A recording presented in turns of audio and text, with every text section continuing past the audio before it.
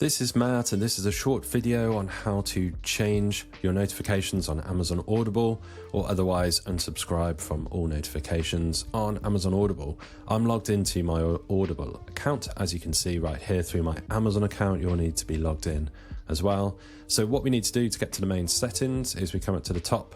You'll see the Hi section here. Mine says Hi Mister for some reason. You'll see your account level here, Audible Premium Plus.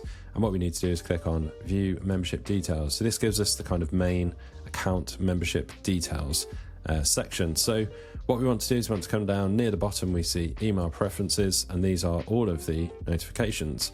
So we can choose to not have any notifications. So if we check this one, this says, please do not send me any marketing and editorial newsletter emails for now. So this is the full unsubscribe. All of those will be unchecked. You can choose to have some of these. There's things like member exclusive competitions, new releases and coming soon. You might want to select a few of these, or you could have all of these by clicking right at the top there.